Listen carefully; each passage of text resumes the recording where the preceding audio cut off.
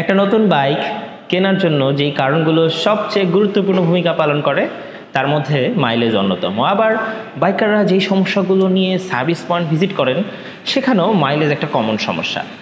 আবার সবচেয়ে চমকে দেবার এবং আশ্চর্যজনক তথ্য হচ্ছে মাইলেজ সমস্যাগুলো যেই কারণগুলোর কারণে হয় এর অধিকাংশ কারণ কিন্তু আপনি নিজেই তৈরি করছেন আপনার বাইকের সাথে।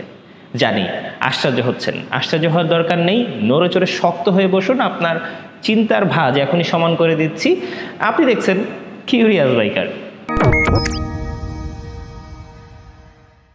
মাইলেজ সমস্যাটার পেছনে এই অয়েল ফিল্টারটা অনেক গুরুত্বপূর্ণ ভূমিকা পালন করে।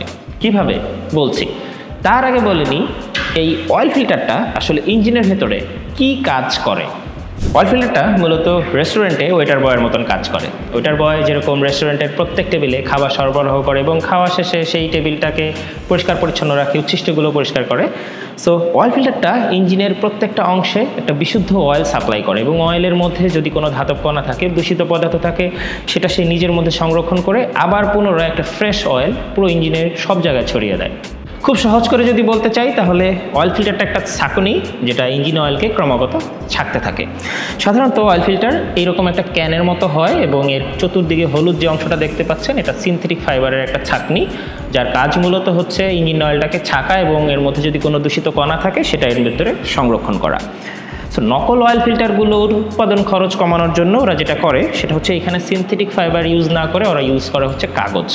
ফলে দেখা যায় যখন উচ্চ কম্প্রেশন এবং অনেক শক্তিতে ইঞ্জিন অয়েল এটার মধ্যে প্রবেশ করে এবং কণাগুলো যখন এটার মধ্যে হিট করে তখন এই শক্তিটা সে আর সহ্য করতে পারে না। ফলে কাগজের অংশগুলো ছোট ছোট কণা হয়ে পুরো ইঞ্জিন এবং ইঞ্জিন অয়েলের মধ্যে ছড়িয়ে পড়ে। নকল অয়েল ফিল্টার ব্যবহার করলে সবচেয়ে ছোট যে সমস্যাটা হয় সেটা হচ্ছে ইঞ্জিন ওভারহিটিং ইস্যু এবং মাইলেজ সমস্যা। আর বড় সমস্যাগুলোর মধ্যে যদি আপনার কপাল খারাপ থাকে তাহলে ইঞ্জিন সিজ করে যাওয়ার সম্ভাবনাও থাকে। আর একবার ইঞ্জিন সিজ করে ফেললে অনেকগুলো টাকা একসাথে আপনার খরচ হয়ে যাবে, সেই সাথে ভালোবাসার বাইকটার প্রতি আপনার মায়াও কমে যাবে। আমরা কেউই কিন্তু আমাদের ভালোবাসার বাইকে নকল কোনো পার্টস লাগাতে চাই না, কিন্তু আবার আনকনশিয়াস মাইন্ডেডে আমরা কিন্তু নকল পার্টসই আমাদের বাইকে লাগাই। কিভাবে? কারণ আমরা আমাদের পরিচিত মামার কাছ থেকে পার্টস সংগ্রহ করি যে মামা অরিজিনাল পার্টস বিক্রি করে। আসলে সে মামা নিজেও হয়তো জানে না যে তার সাপ্লায়ার তাকে নকল পার্টস সরবরাহ করছে। অল্প কিছু টাকা বাঁচাতে আমরা অথরাইজ সার্ভিস পয়েন্ট রেখে মামার উপরে ভরসা করি, অথচ মামা নিজেও তার পার্টসের উপরে ভরসা করতে পারছে না।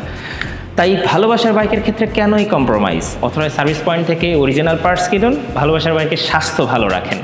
বাইক সম্বন্ধিত বিভিন্ন বিষয় জানাতে ভিজিট করে ফেলুন curiousbiker.com, আর হাজারো বাইকারের সাথে আপনার বাইক রিলেটেড সমস্যা আলোচনা করার জন্য জয়েন করে ফেলুন কিউরিয়াস বাইকারের ফেসবুক গ্রুপে।